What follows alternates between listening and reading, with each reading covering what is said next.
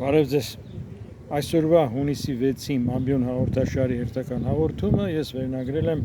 ահաբեկչություն թե հումանիտար ուղերձ։ Բայց նախքան թեմային ասնելը, ինչպես միշտ դիմում եմ բոլոր նրանց, որոնք նայում են իմ հաղորդումները, բայց դեռ չեն բաժանորդագրվել, ապա բաժանորդագրվեք, իսկ նրանք, ովքեր բաժանորդագրվել են եւ նայում են իմ հաղորդումները, ապա շարունակեք դնել լայքեր, որովհետև ձեր լայքերով իմ Ամասի Ավանեսյան YouTube ալիքը ավելի տարածվում, այդպիսին է YouTube-ի ալգորիթմը։ Իսկ հիմա անցնեմ նույնյութին եւ այսպես ահաբեկչություն թե հումանիտար ուղերձ։ Բանն այն է, որ բոլորս արդեն գիտեք, որ 2 օր առաջ ուկրաինական հատուկ ուժերը, հատուկ ծառայությունների պլանավորած ակցիա կատարեցին, Աստորեն հարձակում իրականացրեցին Ռուսաստանի ռազմական ավիաբազաների վրա, Մուրմանսկից մինչև Սիբիր, պատճառելով հսկայական ռազմական կորուստ, ռազմական տեխնիկայի։ Եվ պարզ էր, որ ռուսները դրան անպատասխան չեն թողնելու։ Ամենայն դեպս բոլոր վերլուծաբանները, բոլոր ռազմական վերլուծաբանները նշում էին ուկրաինական հատուկ ուժերի ձեռնարկած այդ գործողության առանձնահատկությունը, աննախադեպությունը։ Եվ ահա ռուսական պաշտոնական քարոզությունը ճուշացրեց նշելով, որ Ուկրաինան հերթական ահաբեկչություն է իրականացնում։ Այսինքն, պատերազմ է, ուկրաինական կողմը դիմագրավում է Ռուսաստանի սանձազերծած պատերազմին, պատերազում է Ռուսաստանի դեմ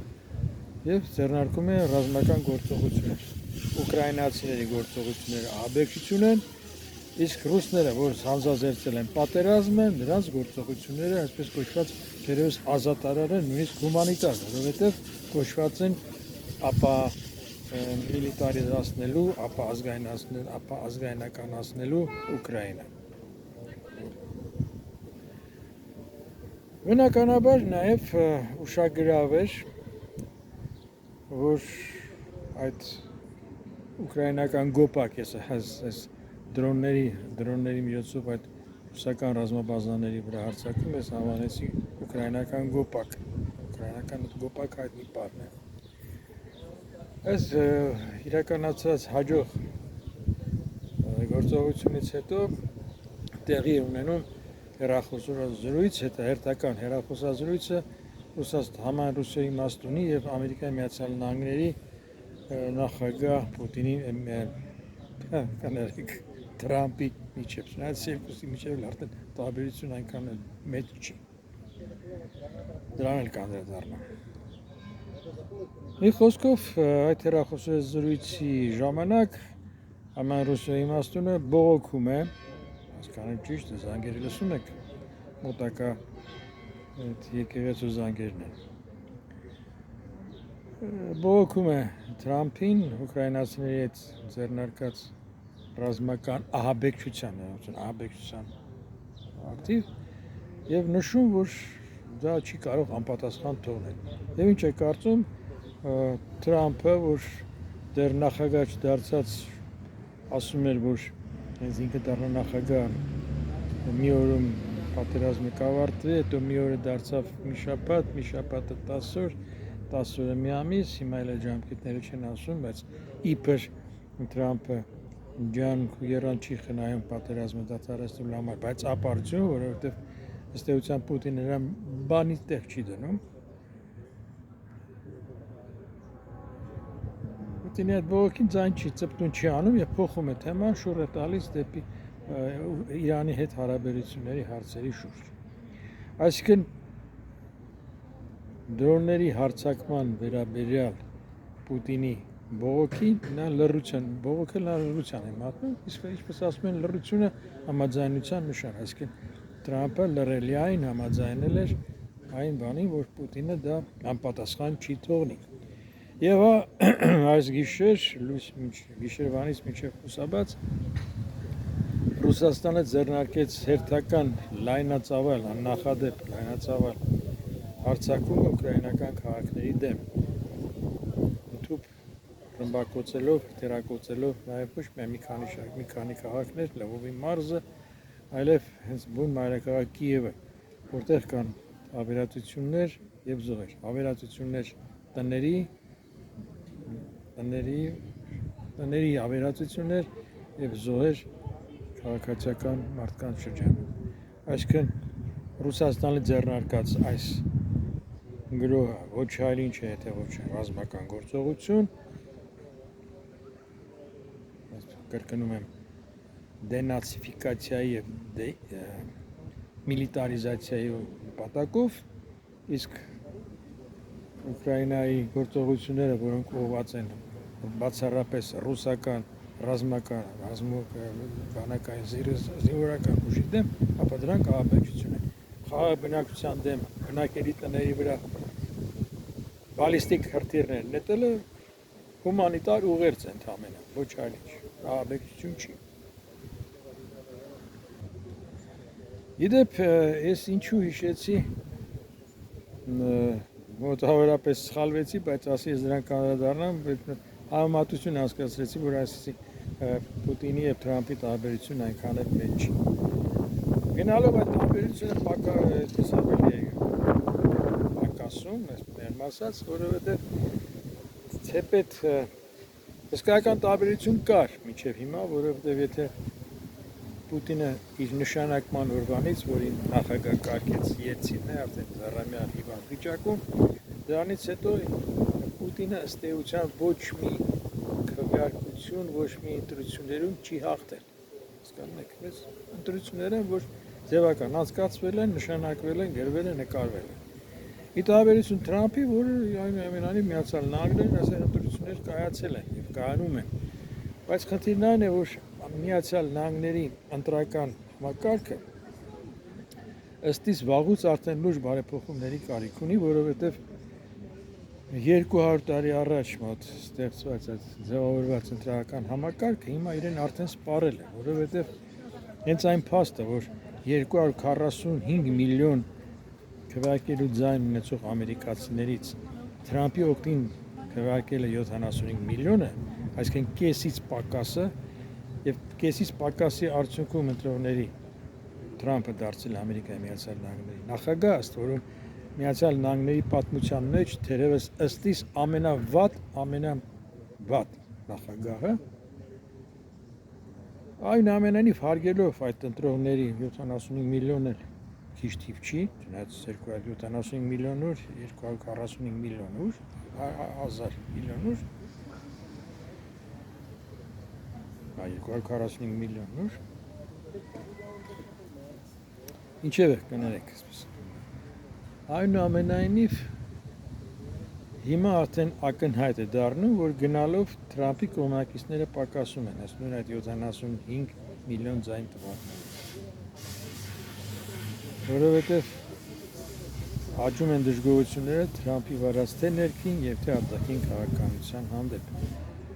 Ամենակարկառուն վերջին իրադարձությունը Իլոն Մասկի արդեն բացահայտ քննադատությունն էր Թրամփին, ըստ որում պես կոպիտ ասել է, թե ես չլինեի, Թրամփը ծոծրակը կտեսներ, սպիտակ տան օվալաձև աշխատասենյակը չէր տեսնի եւ կոչ է արել սկսել իմպիչմենտի գործընթաց Թրամփին հեռացնելու համար եւ նա փոխարեն Միացյալ Նահանգների նախագահ կարգելու Վենսին։ Ամենայն դեպս արդեն ցերծամտրված է եւ եթե այսպես շարունակվի, չեմ կարծում, որ Թրամփը մինչև վերջ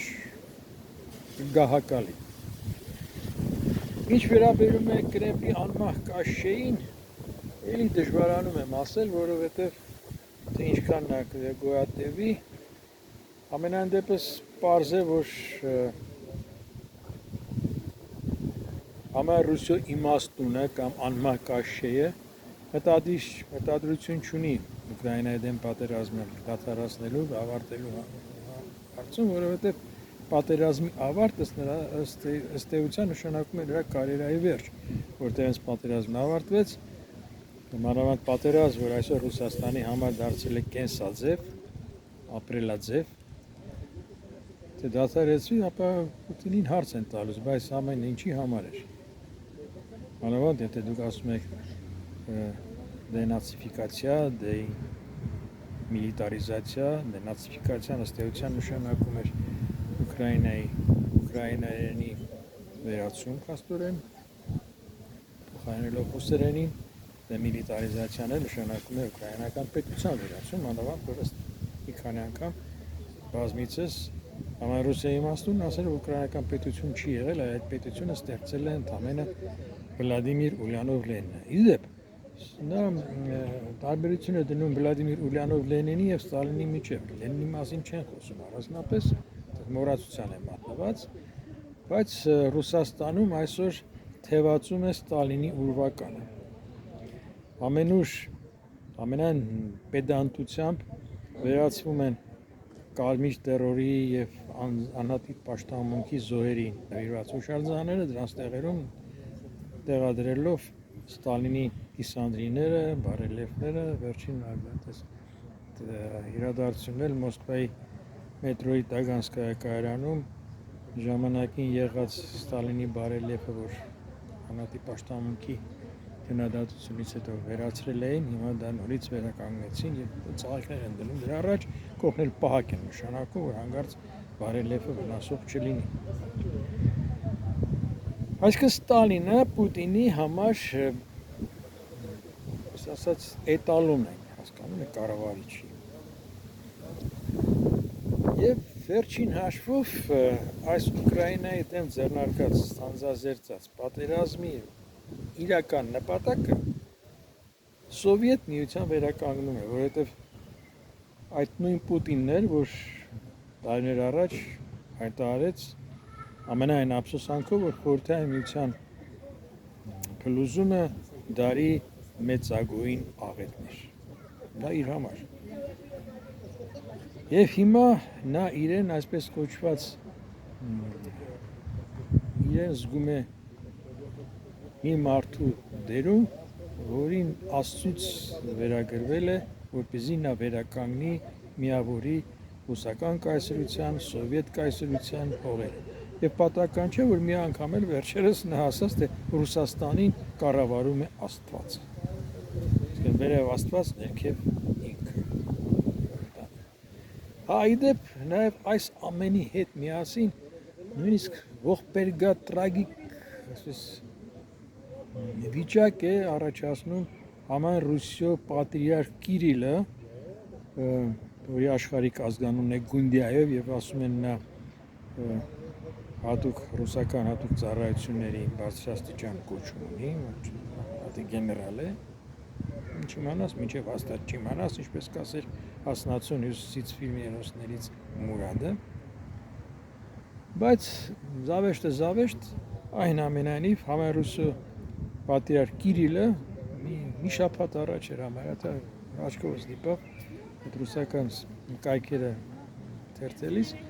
որ դիմել է ռուսներին, ռուսաստանցիներին, որպեսզի նրանք աղոթեն Պուտինի համար։ Ու նաև հայտարարել է, որ Ռուսաստանի համար այսօր ամենակարևոր խնդիրներից է, ամենակարևոր խնդիրն է երիտասարդության եւ զինվորականության բարոյական դաստիարակում։ Դրա հետ ես համաձայն եմ, որովհետեւ չնայած թեպետ նա այլ կերպ է պատկերացնում այդ բարոյական դաստիարակությունը, իսկ ես այլ կերպ, որովհետեւ ըստիս բարոյական զինվորների բարոյական դաստիարակությունը պետք է լինի այն, որ զինվորը որ լինի չթալանի, կողոպտով չզբաղվի, ասենք օկուպացված տերիտորիան տարածքներից լվացքի մեքենա, հեռուստացույց, ինչ ասեմ, այլ կենցաղային տեխնիկա, պես